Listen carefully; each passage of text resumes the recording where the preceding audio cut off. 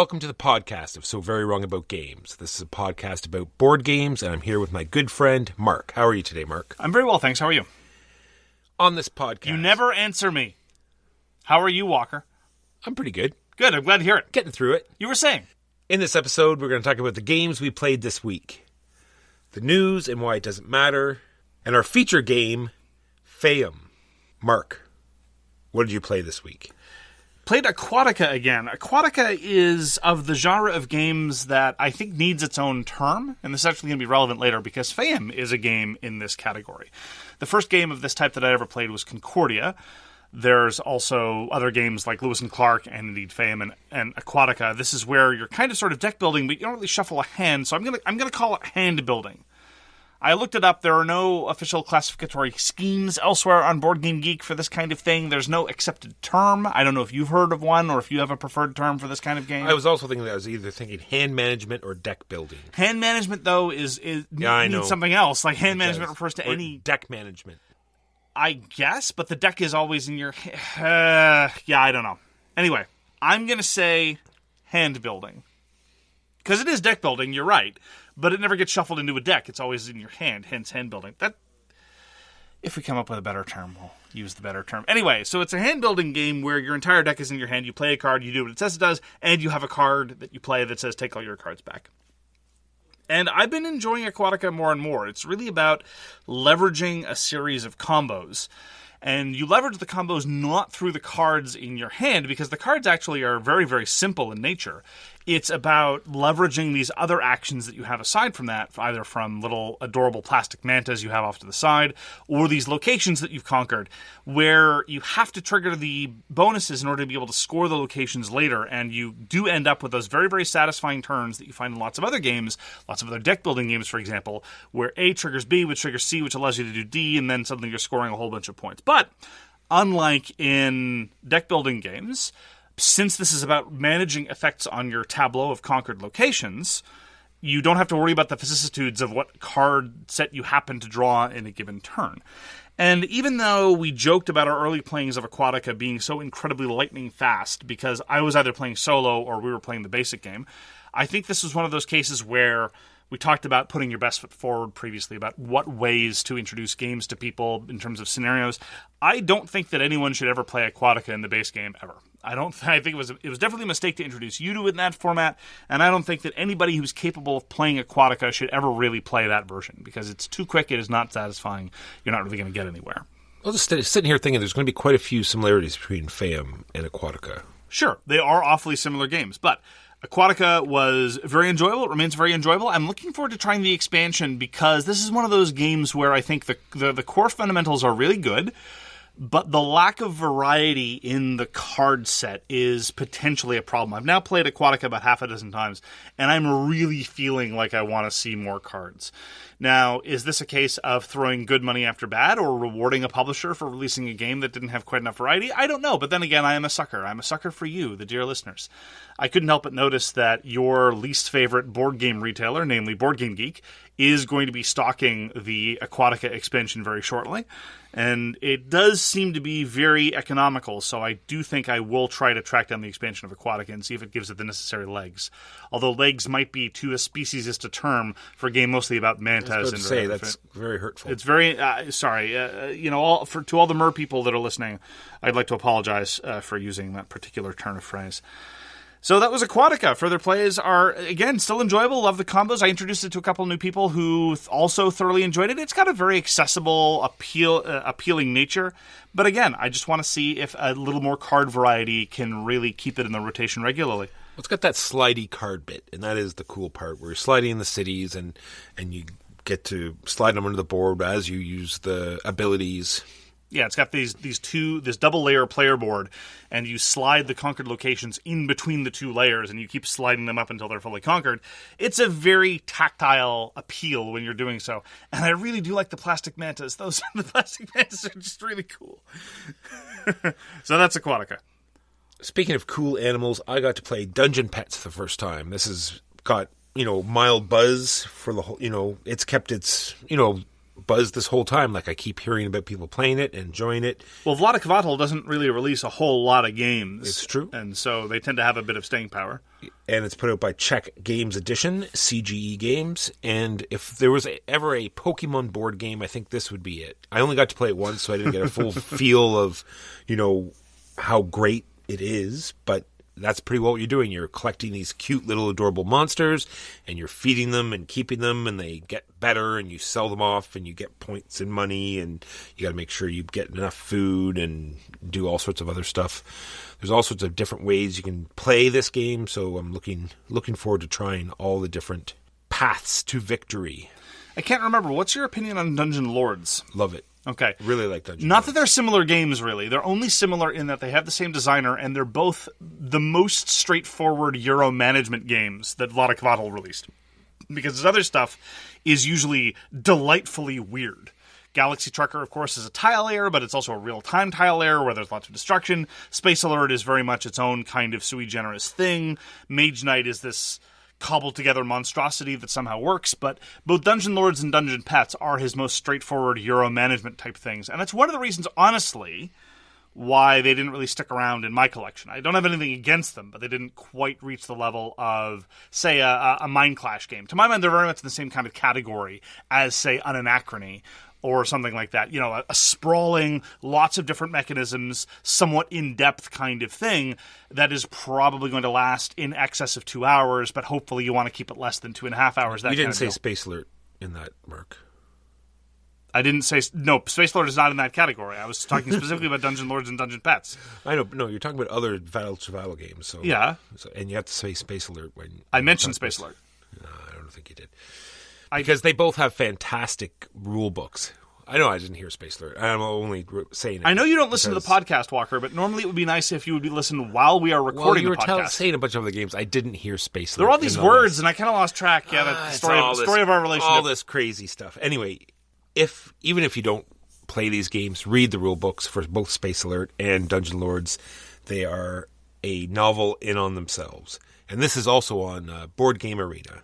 Check it out, Dungeon Petz. Check it out? Is that a pun?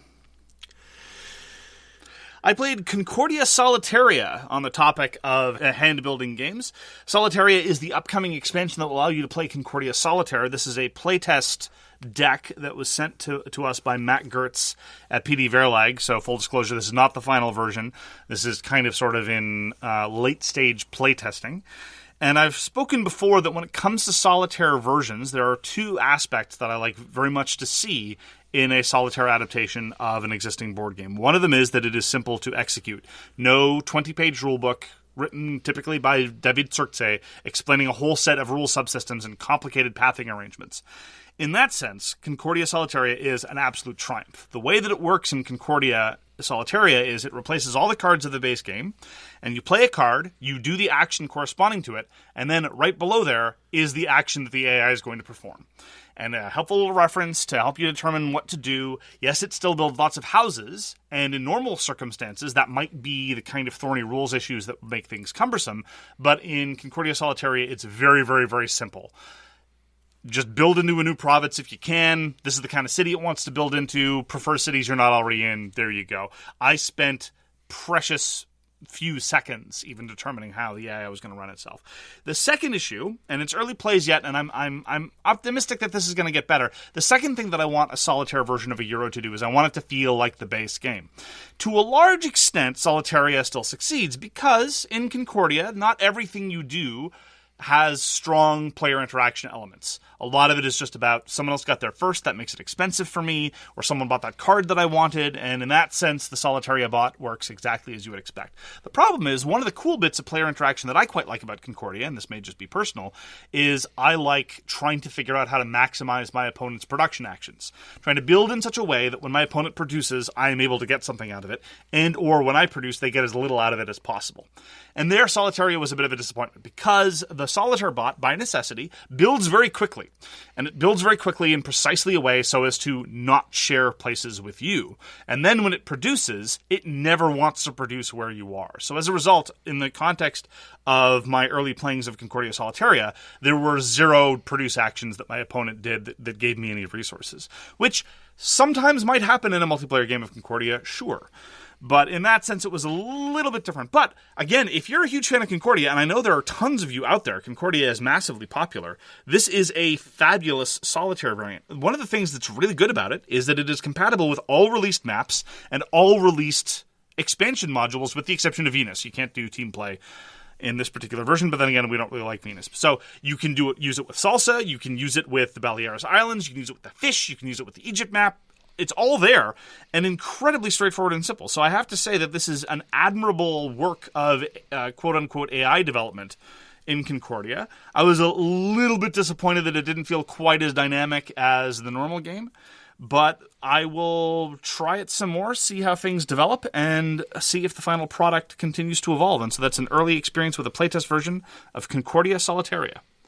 So I have a large block of Board Game Arena stuff here because I've been playing a lot of games on there, and I've never talked about any of them because they're just so minor, and some of them just because I don't play a lot of live action games. It's all turn-based, so I'm just going to talk about why some of these games work turn-based and some of them why I've never played them again. One's called CuBirds. It's this very interesting sort of card-laying game where you have these rows of birds, and you have to play them sort of like Mahjong style, where you put birds on the outside and you get all of the like birds in the middle. Now, the difference with this is when you play a bird on the outside, you have to play all of the birds of that type you have in your hand. So you got to sort of weigh what you're going to give your opponents and what you're going to get in return, and certain groups of birds are worth certain points. So that's CuBirds. Would not play that. Turn-based again. I'm sure it might play all right in person, but it's very light. The other one is Dragonwood. Someone had told me that Dragon was a fun game. I'm going to have to unfriend that person. In Dragonwood, you're just sort of like getting poker hands of adventurers, right? You're either looking for a run or three of a kind or colors, and then these monsters are laid out on the top, and they all have different stats on those three things, right? And so you're sort of trying to group up your cards, and then you get to roll dice depending on how many you have in that particular color, run, or number set. So you're making poker hands and then rolling dice on the back of this? Yeah, so like say if I had... Sounds like everything you hate. Yeah. So if you had like 4 orange cards, that will let you, roll 4 dice. Or if you had a run of 4, then you'd get to roll 4. Depending on how many were in your little set, that's how many dice you'd roll. So you have to look on the card and say, well, it's weak in that particular stat, so maybe I can get away with only 3, and then you sort of make those judgment calls and try to get more monsters killed than the other person. It's bizarre. Other than Battle Line / Schottentotten, I've never found forming poker hands to resolve things remotely compelling. Yes, this is an odd game. Would not play again. And then lastly, that on games, Abyss. Talked about Abyss. I'm sure it's great in person. This is a terrible game doing turn-based just because there's so much bidding, right? Because if it's your turn, you're either putting out a big commander, which is fine, or you're putting up cards for auction. I see. So you flip up a card, and you don't get to bid on it first, so you got to wait for everybody else to decide. Luckily, there is a little sort of like a layout on the bottom where everyone can put like a minimum bid, so at least it'll go to that point, but then you're still waiting for everyone to bid on the card and then deciding whether or not you can get it at the end. And lastly, there are some fantastic games that just started out. Nidavellir, we've talked about. It is in beta, so it's available to everyone right now. How's the implementation? Really good. Good. And it's sort of the game that I think really works well turn-based, because you just set all your prices, and then you wait until it comes back. And then when it comes back to your turn again, you can quickly see that, whether when it's your turn to pick a card, what cards you need, and then you just grab it. You know what I mean? It's one of those things where it doesn't take you long to get back up to speed if you've got like 12 games going. A lot of times you're going, okay, now where was I in this game? And try to figure out where you are. And if you're playing asynchronous, I can see that the tempo would be very important, right? Because there is that pause when everyone is setting out all their initial quote semi-blind bids. The drafting, then, if people take too long to just draft their card or what have you, that could cause a game to stall. But so long as people are playing briskly there, I could see, as you say, it working asynchronously very well. It's not too bad. And then 2 games that are in alpha that I can't wait. I'm playing them now, but they're both fantastic. We've talked about them before. Beyond the Sun, the implementation is fantastic. I'm very much looking forward to that hitting beta. They don't let me near the alpha games. They don't trust me. And I've always been a beta male anyway, so. And the Lost Ruins of Arnak is also an alpha. And looks fantastic. It's not the greatest of games, but it's pretty neat. We shouldn't be shilling for Asmodee properties anymore, but it's true. I hear rumors that the Big is in alpha. The Big, El Grande. Ooh. When El Grande hits Board Game Arena, I'm looking forward to that. That is something I'm really looking forward to. And then if you're asking, well, Mike, how can we play alpha games? My answer would be get good. And well, this is the unofficial slogan of this podcast. So very wrong about games. Get good, noob. And that is my short segment on Board Game Arena. Got to play Bullet. We got a review copy of Bullet from Level 99 Games. I just got it this afternoon, so I put it through its paces solo. This is one of those cases where I am hopeful that the in-person adaptation really serves to make it shine, because the solo modes, of which there are a couple, none of them are timed. And initially I might think, well, it's kind of puzzly. Maybe the time would induce stress, to which my answer is absolutely. That's what I wanted to do. Because I was reflecting on the last time I felt like, oh, well, this is functional, and it seems fine. But I really hope that the real-time element can really elevate it, because the last time I felt that way was when playing Pendulum. Because Pendulum, by Stonemaier, is a nightmarishly mediocre game, aggressively mediocre and pointless, that I enjoy precisely because, and only because, it is real-time.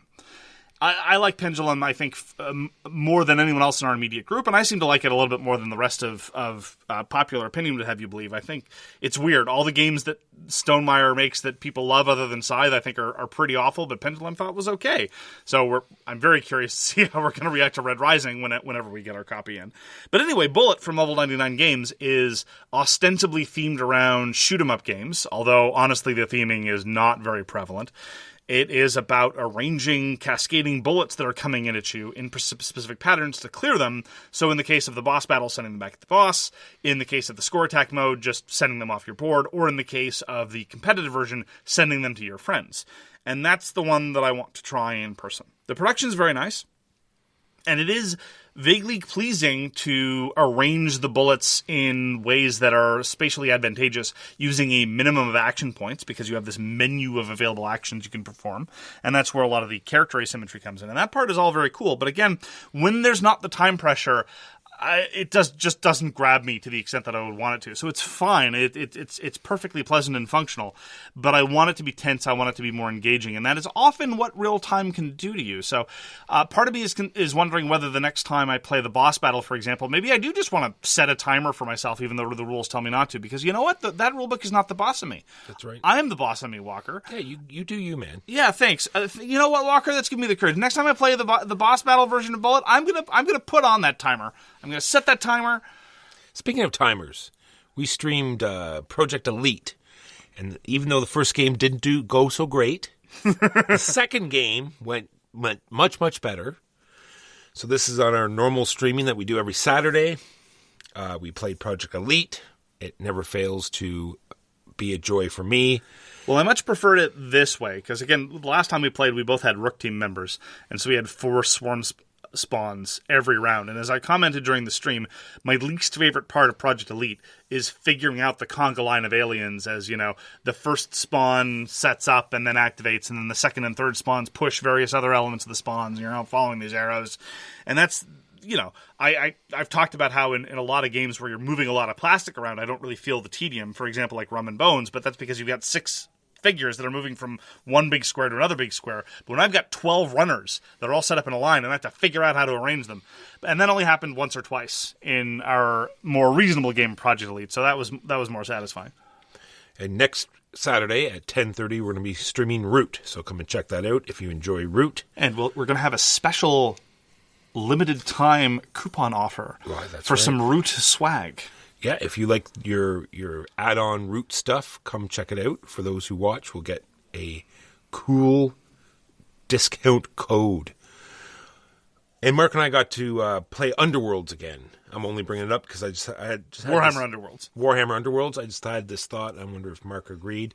It's sort of like a magic analogy, right? So when these sort of collectible games sort of evolve, they start to get these keywords and they start to build more rules, and they want to keep their current base engaged by putting out more stuff. But do you feel as though that closes doors on new people trying to get in?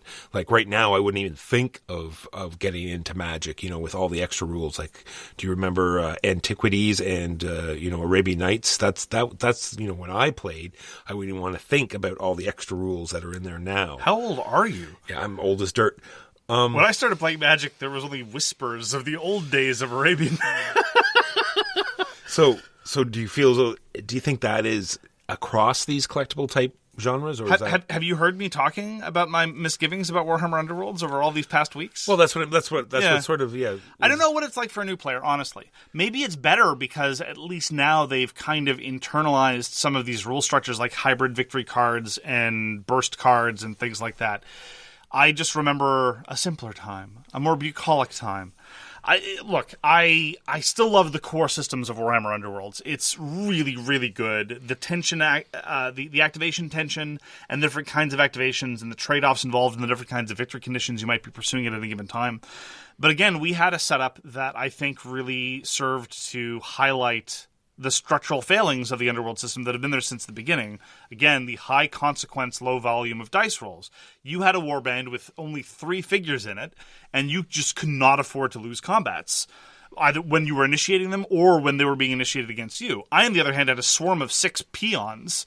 I was more than happy to take some casualties. Fine, wade through some corpses. It doesn't matter to me. And that's one of the reasons why I'm attracted to those kinds of warbands, because I feel like it gives you a certain looseness that the core system doesn't. And so many of the warbands, especially recently, have been of 3 figures or slightly 4 figures. Yes. I really feel like if you're going to want to have anything remotely approaching the margin for error that these kinds of swingy dice results can give you in Warhammer Underworlds, you want at least 5 people and or 4 very beefy people that can afford to take wounds. You had 3 relatively fragile fighters.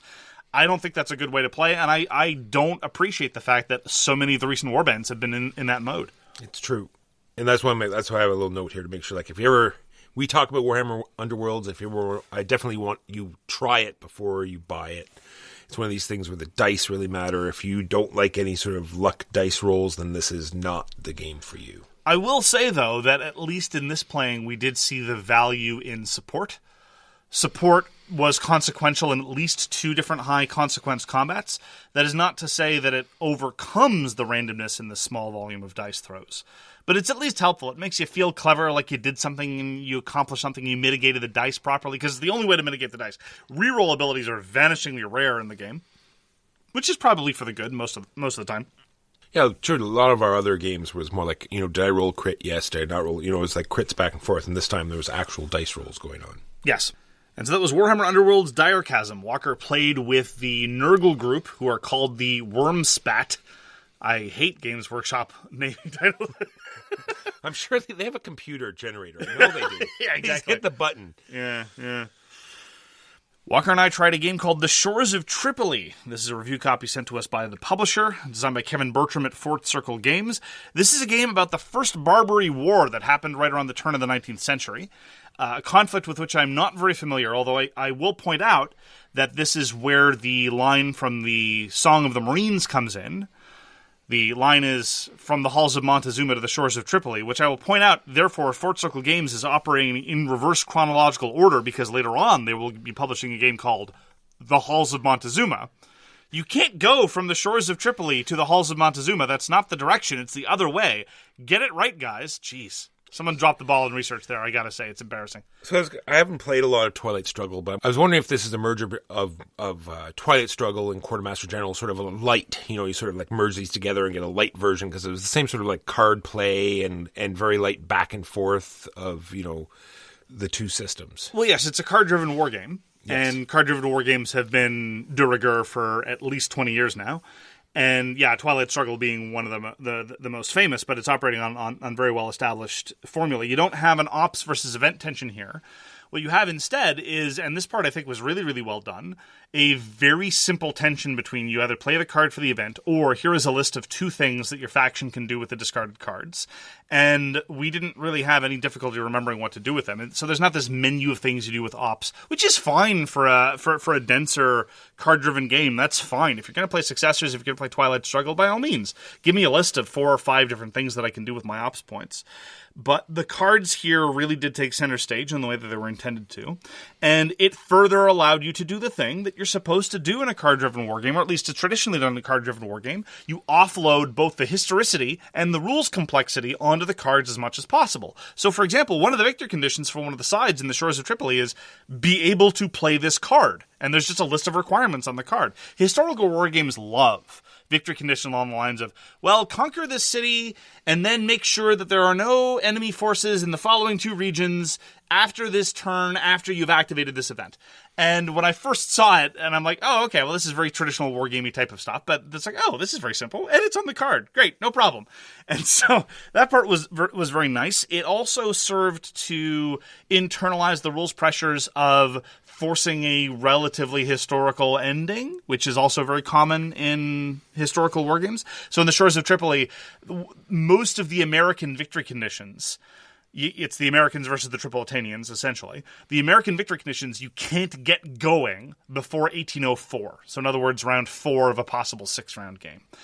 I don't know how I feel about that. I appreciate the fact that it's not done overly artificially. It's all built into the cards. You can't play this card before 1804. And yeah, you can hold it in your hand at very little cost, because you only play a few 4-ish cards a round, and you've got a 6-card hand, so just stick it in the back, hold on to it for when you need it. That part was fine. I wonder how much the game is going to feel like it's on rails in future rounds, because your first 3 or 4 turns, you're basically treading water. It's enjoyable. You got tensions. You as the Americans want to patrol to make sure you're not vulnerable to piracy. The Tripolitanians want to pick their battles because, of course, they're weaker. You got that lovely sense of asymmetry. There's a lot of things that are really well done in the Shores of Tripoli. I just wonder how scripted it feels after repeated plays. I, however, am keen to find out. I don't think it'll be too bad. I think the card mix will work it out. And I think both our cases, there was only one each, that we had a combo of 2 cards that worked together. And I think we both got them together at the same time. But I think in other games where those would be spaced apart, or like you said, that one key card that you needed, you'd have to think about when you got it, because you're going to cycle through your cards at least once. And you could just play it for whatever and then get it back in that end game when you need it. And the fact that there's those 3 cards out, like you have 3 key cards in the game, and you get to keep them out and use them whenever you want. I thought that was a very nice touch as well. Yeah, that also really helped to increase the flexibility. I wish the game was a little bit more flexible in that sense. And there were some lovely little trade-offs in some of the events. One of the goals of one of the possible victory conditions of the Tripolitanians is to acquire a certain amount of plunder, such that the Americans decide that this war is too expensive and leave. We made a couple of jokes about how American geopolitics appears not to have changed very much in 2 centuries of foreign war. But there were some event cards that I could play where I would just have to hand you a whole bunch of treasure, namely a 1/6 of your victory condition, to pay off one of your allies so they could go leave. And those bits were lovely. And there were lovely little bits of drama and tension in a 60-minute game. You get all of this in about 60 minutes. And I just have to note, especially for a first-time publisher, the game was gorgeous. The cards were absolutely lovely. The board was nice and extremely functional. The wooden pieces were great. It was almost at the level of Pax Pamir 2nd Edition in terms of this is a historical design that is seeking to really use a very determinate graphic design to make things extremely functional and extremely visually pleasing. And so I'm very much looking forward to what Fort Stokely Games is going to be putting out in the future. There's the aforementioned Halls of Montezuma. They're also the publisher. I talked about this a few months ago. That's going to be putting out first Monday in October. And if you, like me, are riveted to the recent news about the upcoming pleadings about the Fifth Amendment's takings clause, apparently there's going to be someone's claiming that it's a per se taking to have labor. I have my VCR set already. Yeah, no, of course. But I'm super looking forward to first Monday in October, and I'm looking forward to trying the Shores of Tripoli solo, because there's a solo version. And I want to play it again. Again, I'm a bit concerned that it might play out a little scripted, but for a 60-minute game with lots of fun trade-offs, I think that's not a great damning. I only had one problem with the wording of the cards. You didn't have a problem, but a lot of war games use the word active. That was on me. That's my fault. I know, but I'm just saying a lot of other war games use it. And like when an allied is active or when something is active, and usually you have to build something to a level that it's active or play a card to activate them. In this case, all it's saying is that you have to have a card that says you can do something with them, and that means they're active. So it was just a little on my part. I just couldn't get it in my head immediately that's all it needed, right? It's explained in the component list of the rulebook. It is clearly identified what active is. A glossary might have been nice, but that was a rules explainer problem, not necessarily a game problem. I just don't even know why they even need it, because you can't activate them unless you have the card. So why do they even need to word it that way? And it's relevant for some American victory conditions, I suppose. Yeah. Anyway, so that was the Shores of Tripoli. I was a big fan. And lastly, for me, we played You're a Penguin. And we say this too many times. Fantastic game. It's not not gravity defying. I defy gravity. And sure enough, halfway through the game, I looked around at the hand sizes, looked at Sidewinder's hand, your hand, figured, yep, I can't win this game. And you know why? Because Walker played the draw 2 cards card. Such is the way of the penguin. Had a great time, though. I think it was the highest we ever got, the Pillar of Ice. Yes, there were many penguins, and the game ended shortly after the polar bear made its appearance. But the iceberg got very, very tall. And those are the games we played this week. Now, on to the news and why it doesn't matter. So we just finished talking a little bit about historical war games. One branch of historical wargaming that is very popular, but I've never really been a big fan of, are the coin games or the counterinsurgency games by GMT. There have been a couple of riffs on the coin formula in a slightly more Euro vein, some very successful, some less successful. One of them that I thought was kind of good but didn't really grab me was the Expanse game by Jeff Engelstein, which was vaguely coiny. Then, of course, there is Root, which is extremely coiny and I think a great triumph. But one of the things that these games don't have are transforming robots or love triangles. These are things that I think that any game really ought to have if at all possible, which is why I'm really excited for Robotech Reconstruction, which takes place after the end of Space War 1. Second, let me get my popcorn. Okay. Oh, wait. Walker, Go ahead. I'll just point out, Walker, the last Robotech game we played, which was Attack on the SDF-1, you were super intrigued. It was very much like playing Steven Universe with you, because when I start talking about these media properties that I'm enthralled with, you start rolling your eyes and making fun of me and calling me nerd and giving me swirly and atomic wedgies and talking about high school and making passes at my significant other and all those things. And it's very traumatic, and my therapist and I talk about it at length. But then, when we actually play the board game adaptations of these things, you're suddenly intrigued by these plot beats and these detail elements. So just keep that in mind. Anyway, so Robotech Reconstruction is about the end of Space War 1. That's what they call it in Macross. I can't remember what they call it in Robotech if they call it something different. I will, of course, immediately retheme it to Macross instead of Robotech, which is about the uneasy peace in the immediate aftermath of the armistice. And it looks kind of coiny. You've got 4 asymmetric factions with radically different political aims. And it maps on roughly to not explicit organizations or alliances, but perhaps interesting tensions. I'm very intrigued about how they're going to play off the conflicts between the RDF and the REF, the Defense Force and Expeditionary Forces, respectively. Anyway, Robotech Reconstruction. I'm looking forward to seeing how it goes. Some Games Workshop news. Necromunda is getting a new box set called Hive War. It's going to have the Delac and Escher, which just happens to be my 2 favorite gangs. And the terrain looks much better, and it'll have an updated rulebook. I don't remember what put me off the first Necromunda box set, but there was something. This one just looks more welcoming and more up my lane. More welcoming, a slightly sunnier vision of the Underhive. That's right. Maybe it was like just like so much plastic terrain. This seems more, boxy, like old school bulkhead type, old school Necromunda. I see. And we already talked about Underworlds. I keep saying I'm not going to buy any more factions, but they keep showing me pictures of these new Dire Chasm warbands. They just keep looking cooler and cooler. Yeah, you sent me a link to one of them. This one has skulls. Yes. Totally different. Giant skeletal death knight. This is the one with skulls. That's right. With skulls on top. Oh, Games Workshop. Never change. Never. There's going to be another expansion for Res Arcana, the ultra-minimalistic, incredibly quick tableau builder from Thomas Lehman. It's going to be called Perle Imperii. My Latin's a bit rusty, so I apologize for any mispronunciation. But then again, I'm sorry not sorry because I don't care. And I, for one, am definitely in for more cards. The great thing about Res Arcana is a single new card can represent a change of up to an eighth of your deck because your deck consists of 8 cards. So I'm looking forward to that from Res Arcana. Gen Con. They said they're going to go in August, but they moved it to September. And they're going to have a capped attendance. I'm sure that will be perfect and run perfectly smoothly and have no problems.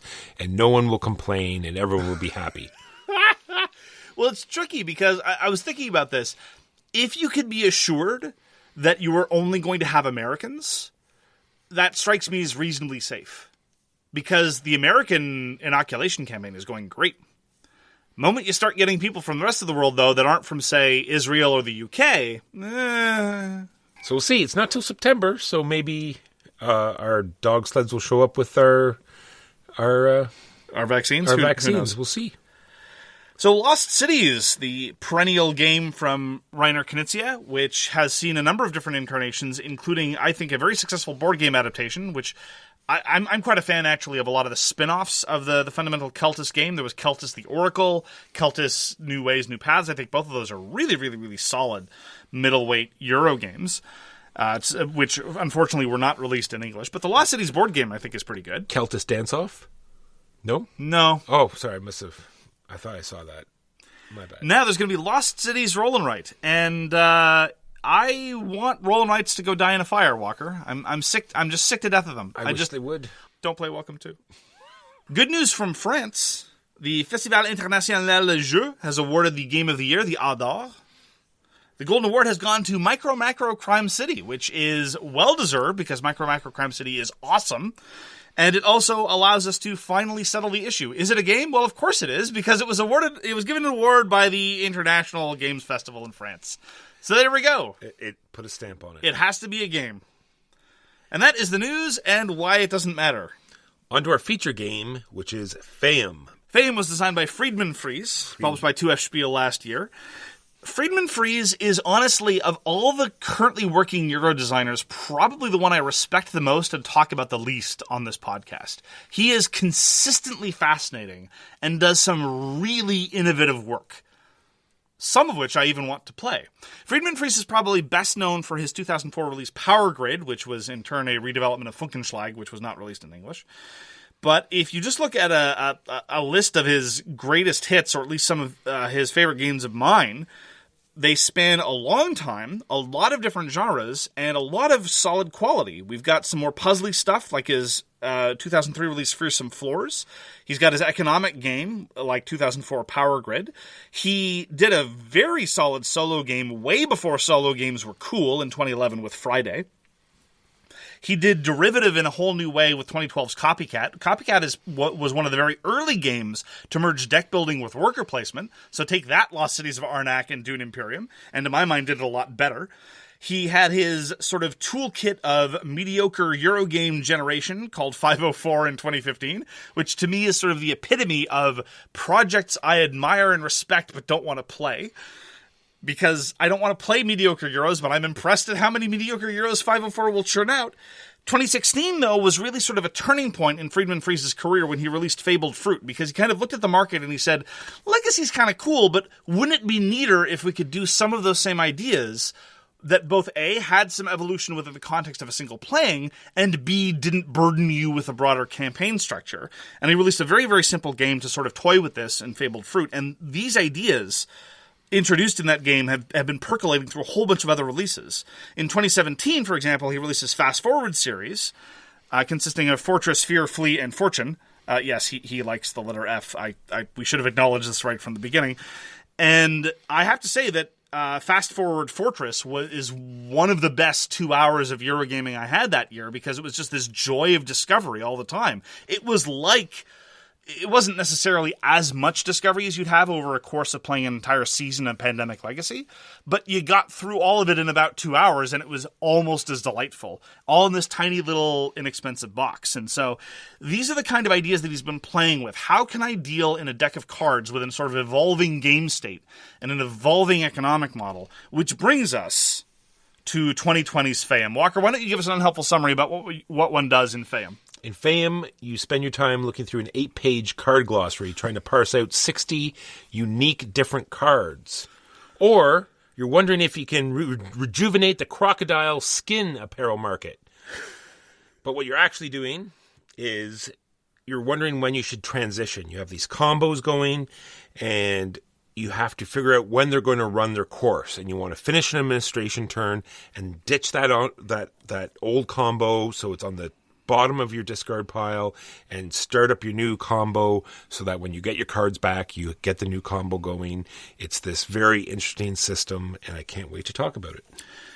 Faiyum is an interesting licensed property from 2F Spiel. They apparently acquired the 24 license, and so you deploy Jack Bauer of the CTU, namely the Crocodile Terrorism Unit, to go strangle and waterboard a whole bunch of crocodiles so they can tell where the terrorist attack is going to happen. I wasn't expecting that, but you play these cards that's the Bauer on the top, and he goes and he kills a crocodile. It's very strange. Kiefer Sutherland isn't there, though. I guess they didn't have the right to his license. No, well, I think that's what they were going with, and they just forgot to change the card. Like, that was the one card that made it through the printing before they lost the license. Oh, that's why it says Bauer on the top and then Farmer below it, because they forgot to... okay. Yeah. I think that's how it certainly couldn't be because Bauer is German for farmer. No, okay, impossible. Yeah, no, definitely not. Let's just quickly talk about how the game works. That way, when we talk about other stuff, people will sort of understand what we're trying to say. So there's going to be a sort of a draft of cards, or a sort of like power grid style, which we'll talk about later, list of cards, because they're all numbered. And then on your turn, you're going to be playing some cards, and then a card. Playing a card. And eventually you're going to have to do an administration turn. You get 3 cards back at your discard for free, and then after that you're paying for cards. So you can see where you need to ditch the cards you don't want on the bottom, so you never need to buy them back, and make sure the good ones are on the top. So it's this very interesting dynamic of when to play cards, how to play cards, when to introduce new cards into your hand, and when to do that turnover administration turn. Yeah, it's a different way to encourage a sort of small deck strategy. Most deck builders, at the end of the day, do tend to encourage a small deck strategy. There are some exceptions, of course. In here, it's a little more organic in the sense that you don't have to rely on pumping the same cards over and over.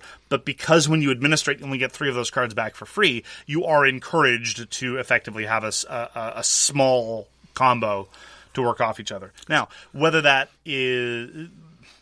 That's interesting in that you have to build that combo. It can be a little less interesting when you find yourself during a substantial stretch of the game, particularly in the middle or near the end, just doing the same thing over and over and over again. True, you might say, I was playing the solo game as well, and you might say, well, then why not just use the same 3 cards over and over again? Well, because there's a limited number of pieces, and sometimes the board there's this interplay with the board that's fantastic, we'll get into later, but due to other circumstances, those 3 cards will not be useful anymore, and you need to retire those and get new cards for a combo. There's absolutely an element of that, and let me be perfectly clear. I liked Faiyum. I don't love Faiyum. I wanted it to force me to mix up my game a little bit more. Now, there are a number of different ways I could have done this. Component shortages do, of course, rear their head. You're going to run out of settlements. You're going to run out of workshops or whatever. And so suddenly that combo where you were constantly building workshops, you can't do anymore literally because there are no workshops to be had. I would have preferred if it had been a little bit more dynamic in response to other players' actions, or perhaps even the consequences of players' actions making workshops, as an example, less remunerative and making me encouraged to go try to find a better way to pump my economic engine. There are moments like that, absolutely. I just wish there had been more of them. Yeah, I think that plays into a lot of points where multiple plays by more people and not so much blocking, but when you see people grab cards so you can take so they won't get the resources they need. It's like, oh, they're going to score that a lot. Well, make sure they don't get stone anymore. Stuff like that. And that also feeds into this, how you teach the game, because the game is dead simple. Like we said, on your turn, you're going to play a card, and then you do an administration turn, and it's just that easy. But like I said, there are 69 cards in the deck. There are very few of them doubled, so it's about 65 unique different cards, and that's the whole game. And so you can't really go through the cards while you're teaching it, so the first play is going to be kind of a wash. Yeah, and that was one of the reasons why the first play of Faiyum had me really intrigued and really had me started thinking about the past 10 years, well, 5 years especially, of Friedman Freeze playing with these different ideas, because the economy evolves. At the start of the game, you're just putting out farmers, and they're gathering a small amount of resources. You're building roads, and you're putting out settlements. And then suddenly you're putting out these new things, whether it's palaces or extensions or workshops or better roads or bridges or a dam, blah, blah, blah. And all these things keep coming in. And again, it's all organic. It's not like, well, here's the 23 different kinds of things you can build and the menu of different recipes they have. And you can only build it once this phase triggered over. You know, the kind of thing that, not to pick on Martin Wallace, that a Martin Wallace game might have you do. It's like, okay, we're now in phase 2. Now you can build dams. In phase 1, you couldn't build dams before. It's just, when does the card show up? Well, that's how the economy evolves. And the economy, to be very clear, does evolve in interesting ways from game to game. The net of it, though, is that you get the cosmetic variety without a substantial strategic variety. Because at the end of the day, what Faiyum is another Euro game where you're converting resources to get points, which is fine.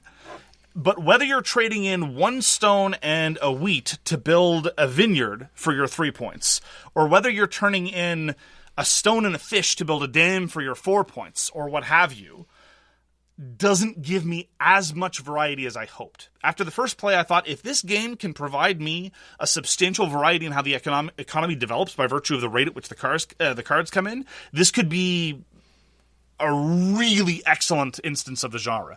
As it was, I thought it was solid. Yeah, that's what a point I have down here is I'm worried that with repeat plays, the cards will break down into like point values. Like as they come up, you'll say, well, there's only, X number of cards left. This will, bring me back X points. And then you just sort of like break the game down into not what you're doing, but just how many points you're going to work out of these cards. And, that card's no good. It's not going to get, it's only worth 0.5 cards for the last 3 turns and blah, blah, blah. And make no mistake, this is the kind of Euro where you do get to build your own engine. And that is pleasing. You have to be careful of what cards you buy, when you buy them. You have to worry about whether your resource supplies are well-rounded enough. You're going to find yourself short on some resources over the course of the game by virtue of the economic decisions you've made earlier on. And that's great. You get to see payoff. And again, this differs from game to game. One game you have more grapes that you know what to do with. Another game you can't get. Another game you can't even get rid of your stone. And that part's marvelous. It compares favorably to another game that we played about a year ago, Black Angel. Black Angel was similarly kind of a build-your-own-engine Euro, but to my mind, it never really came together in a satisfying enough way. Faiyum gives you the tools to craft your own point engine in a way that's very satisfying by the end of it. But again, once you craft that engine, you're going to be pumping that engine until circumstances force you to move on. And I wish that you, perhaps something like Black Angel had forced you to move on a little bit quicker than you necessarily would. But I do appreciate the fact that this is all coming, that this engine comes together as a result of my actions, not again as a result of some sort of artificial round structure. I love the interplay with the board as well that I talked about earlier, and the fact that you can lock people out of certain parts, you can lock yourself out of certain parts by not only removing, because when you do an administration turn, you're pulling pieces off because you're filling these things up with workers, and you can't place 2 workers in a spot, and then when you do administration, you pull the workers back to sort of let other people use them. So if they're all used up, then you can't use the board, or you can't get to wheat or grapes. And I found a lot in the solo game where you've buried your farmers because you thought you didn't need them anymore, and now you got to skip a bunch of turns to get back to the bottom of your deck so you can get money, so you can pick up all your cards, so you can break back into the wheat and start putting these workshops into wheat because you got to clear the crocodiles out. Just it's this weird interplay between the cards and the board that I thought was very pleasing. That's my favorite part of the game, honestly. The way the workers work. That was terrible. See, professional broadcasters should know better. That's the way the workers function, the way the functionaries work. There you go. You see just one synonym and you're good to go. So nominally, this is about sending out farmers or tradespeople or whatever to various sites in this area of ancient Egypt. Because parenthetically, we should stress, everything old is new again. It's like the turn of the century. Ancient Egypt is in. Tekenu, Faiyum, a number of Ancient Egypt games are coming back into vogue. It's like nothing's changed. Ankh will be out soon. Ankh will be out soon. Ancient Egypt is once again hot. There you go. Think about that for a second. And the way the workers function, this is one of the only rules that is never violated by card play. You're only ever going to have one worker in a location. It doesn't matter whether they showed up at a workshop or showed up at a city or showed up in empty territory and the city sprung up underneath them. You only have one worker there. And when you administrate, you are encouraged to take back some number of workers. You don't have to, but you get money for doing it, and it's usually your interest to do this. And that part leads to, all by itself, a couple of things very organically. One of them is substantial player interaction. If I know that my economy does not rely on placing workers at cities, I'm never going to clear a city for you. I'm going to make you do that for yourself. I'm going to make sure that your spots, the cards that I know you have, aren't going to work as well as they could otherwise. And secondly, it has follow-on effect for the economy. You're exactly right. The geography of the board is such that with a simple worker removal, you could starve the rest of the table of grapes for like 3 or 4 rounds if they don't know what they're doing. And so those decisions, which in the early game are just like, oh, whatever, I just want a couple dollars. By the mid-game, you start looking around and thinking, wow, I can have tremendous impact on the rest of the board state just by removing these workers. That part I thought was marvelously clever. And the other part that goes with the interaction is the fact that no one actually owns any of the buildings. It's all just anyone gets to use whatever is there, as long as, like you said, as long as there's not a worker there. So you can sort of play off other combos if the right cards come up. Don't get me wrong, I don't want to make it look like it's this great dynamic thing, but you can look at what people are doing. It's like, oh, he's putting a lot of settlements out. Well, then I'll get this thing that will get me tons of resources for putting workers into settlements. Stuff like that I thought worked really well. And that, I think, highlights what I hoped the game was going to be and wasn't. Because it just turned out not to be the sort of economy that I wanted it to be. I wanted it to be, as you said, a more dynamic, a more flexible economy where I would be encouraged to find shortcomings and then capitalize on them. I'm thinking, of course, of some of the greats like Food Chain Magnate, which is all about pivoting to take advantage of economic shortcomings. I thought Faiyum might be a little bit more like that, but it wasn't. Even a very simple supply and demand mechanism like Navigador by Matt Gerdts, where it's like, oh, my buddy over here is producing tons and tons of gold. I should make some gold refineries, so every time she produces all the gold, I can refine it for mad stacks of cash. Something like Sidereal Confluence, where you're inventing text to supply economic shortcomings, or even something like Brass or Age of Industry, where there's some sort of... Anyway, I was hoping that there was going to be some more market elements there. And as I said, with respect to removal of workers, there's a little bit there. You do influence the economy. But again, mostly it's about finding that set of cards, some of which feed into each other in more obvious ways than I would like, to just pump them for points. And that undercuts the level of player interaction that I hoped was going to be. That undercuts the level of sophistication and variability in the economy that I hope was going to be there. And so, again, one of the reasons why I enjoy Faiyum, but it's not quite what I hoped it was going to be. All right, so bad things. I think the unilingual cards made it borderline unplayable.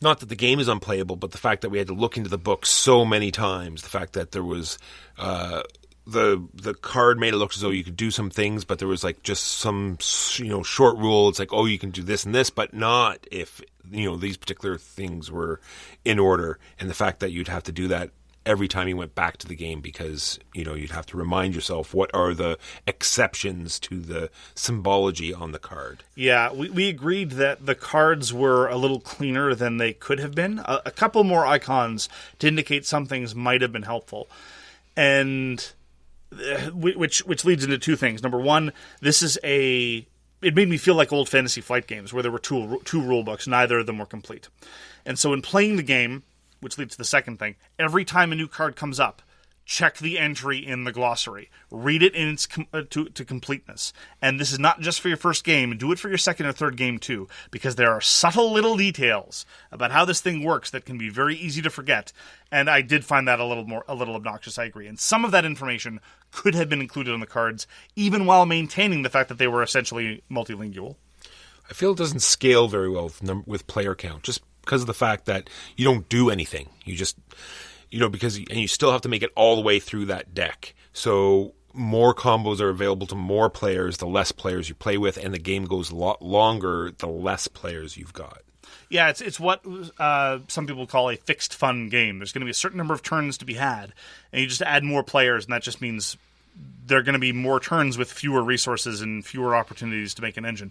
One of the things that I also didn't like about that was I didn't think that there was an easy player count in terms of manipulating the market of cards, because it can be very easily be the case that a card will come out on the flop and you look at it and say, oh, that'd be great, I want to get that card, and not through any conscious decision of anybody, just by virtue of the timing of people needing to administrate, that card could be gone in 5 seconds before it's your next turn.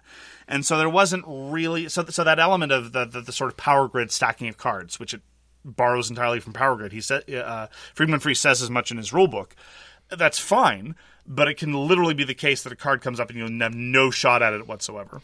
Yeah, I forgot to talk about that earlier, is that you have to have this balance between your resources and money. You got to make sure they're both coming in, and you got to make sure you have some money in hand for, like, exactly like you said, if a card comes up suddenly and you don't have the money for it, then someone's going to take it on you and you're going to be upset. That part I'm fine. If you're running on low cash reserves and a card comes up and you try to get the money for it, but somebody buys it before you can get to it, I am absolutely okay with that. What I'm not okay with is a card comes up and you think it looks nice, but the very next turn, someone just happens to administrate because they have to, and there goes the card. It's like, oh, okay, bye. Then, like I said, I played it solo a few times, and I thought it was just kind of odd. The solo rules are dead simple. You just play it like you normally would, except when you're buying back cards... It gets more expensive. It gets more expensive. It's $1, then $2, and $3, and so on. And you actually get to choose which cards. There's no discount on any of the cards, which I didn't talk... Well, I'll talk about that later, but... you get to choose which ones go away. So it's no problem. I'm playing the game, and it gives you like a point threshold that you get to, and then all these achievements. So I'm getting about halfway down the deck, and I've already surpassed the points that I need. And I said, well, okay, well, maybe there's achievements. So I see what you need. I said, okay, well, I've got almost all of these achievements already. And this one here, I just acquired this card that will kill alligators. It's like put out 3 workers at a time. Walker. Crocodile, sorry. It says, accuracy matters. It says finish the game with 10 or less crocodiles on the board, and I just grabbed a card that you put out 3 workers at a time. I said, well, that's going to happen as well.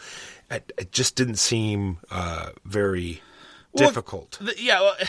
Setting aside the difficulty, I played it solo as well, and it really highlights the extent to which the economy functions by itself without a whole bunch of player interaction anyway. Again, it evolves slightly differently in every time, but it gets you to more or less the same place.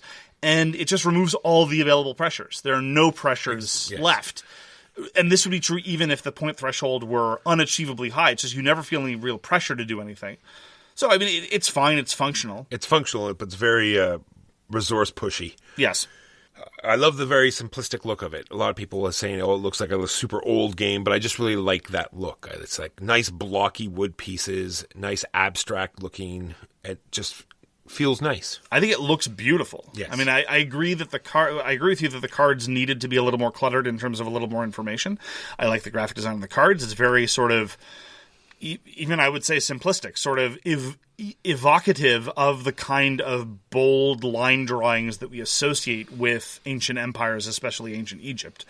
I liked the board design. I loved those chunky wooden pieces. It reminded me a lot of the Warfrog games right around the turn of the century, where it was all wood and you just have these blocky wood pieces. Nothing hits the board that isn't a card or a piece of wood. There are no tokens anywhere, and it's pleasant to manipulate.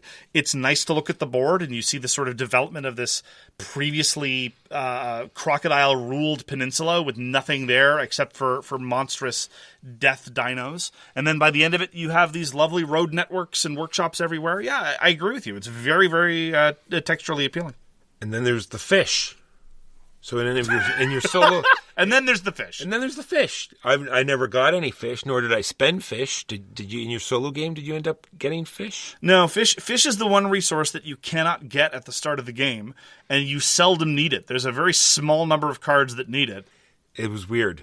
The other thing was weird with these discount tokens. Mark didn't have a problem with them, but I just thought it was yet another thing that just didn't need to be there. It was like just fiddling back and forth, discount tokens on, discount tokens off. When you administrate, back and forth. Some number of cards goes away, and any cards that were there and didn't go away become discounted. Yeah. And then next time someone administrates, they go away. But as I said, I liked the fact that they were trying to, again, like Power Grid, have this notion of a stacked deck where the number of the card mattered. There was some notion of earlier cards and later cards, even though the entire deck was shuffled, where there would be some discounting function for cards that were not snatched up. But in practice, as I said, people were administrating not at a breakneck pace, but it just happened to have these periods of intense deck churn. So you didn't really get that payoff. Yeah, and the other weird part, they say it's like Power Grid, but Power Grid, you're going to get those next cards next round. Yes. That is not the case in this game. 100%. You have 4 cards within a market, then you have 4 other cards that you can see that might come in the market, but hardly ever do, because the cards that you're flipping more than likely are lower than those cards, and they're going to just go right into the market. And those 4 cards sit there for almost the entire game. They might sit there for most of the game, or if the flop ends up being really weird, they could be gone by the time it's your next turn, based purely on what happens off the draw. And so I agree with you that the way the fundamental deck and card composition elements worked made much more sense in Power Grid than they do in Faiyum. Now, again, the fact that some of these cards get burned out of the supply entirely does lead to the game developing in different ways. If you don't get some of those workshop cards coming out, well, then your game is going to look a lot different than if all the town developing cards don't come out. And that's cool. That does lead to varying end states. And again, it offers that kind of subtle influence over the economy that gives a veneer of variability that I nonetheless appreciated, even though it wasn't as substantial as I wanted. But when playing the game in the middle and you see that card that comes up and you really think it'll work for your engine, not having even the vaguest of shots at it because it just literally disappears through no input of your own, a little wonky feeling. And then one minor thing is that I wish the board had been two-sided. I know they wanted to go for the historical thing, but like we said, the interplay with the map was so interesting. I thought it'd be really cool if they had like a weird, freaky map, and it would lead to some very other interesting situations. Some cards that are definite upgrades to other cards, and I like the interplay where you have both of them in your hand, and you're desperately trying to get rid of this crappy version of the action. Well, but being able to do the same thing twice in a row... It is, but I'm just saying that this one's so much, resource more efficient, and you just don't want to play the other one because it's going to use up more resources than your other one. And one of the mechanisms is that you're going to get money based on how many cards that you have left. So if you've used all of your cards, you're going to get... It's 3 minus the cards you have left in your hand. So you want to play all of your cards, but you want to play this crappy thing. So it's like it's stuck in your hand, and you're desperately trying to get rid of it. Well, the game's Faiyum cycles cards in 2 ways. There's the global supply, which, as I've said, works kind of wonky and tends to churn cards either too slowly or not slowly enough. Your personal deck churning is really well done. You want your bad cards to be played first so they can sit at the bottom, so when you administrate you get the upper cards that are better, but that works against your natural impulses to play the cool thing first, but sometimes the timing doesn't work out, and managing your own little stack of cards, your hand-building element, the way it handles that, I thought was really cute, and that part I enjoyed, even though I was always systematically making the wrong decisions, because I would always play my best cards first, which is not what you want to do in Faiyum. It is not. So to sum up, there's a lot I do actually really like about Faiyum. And for, a 90-minute resource conversion Euro, I would happily play it again. And that's not usually my bag. Usually when it's a resource conversion Euro, I want there to be some substantial hook and or some more direct player interaction that will really carry it together. But the card management, as I've just said, is nice. The way that the economy superficially differs from one game to the next and the topography of the map represented therein, that's appealing as well. I wanted it to be a more dynamic, market-driven, reactive sort of game like you would see again in something like Food Chain Magnate or Navigador.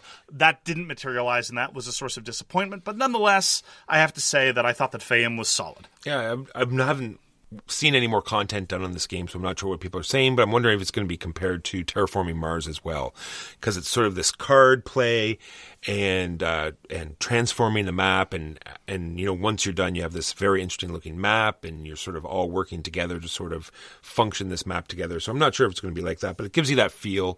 And like I said, I love all the wooden pieces. You get wooden crocodiles, and they cover the map, and you get to systematically eradicate them for money. So that's always fun. Faiyum.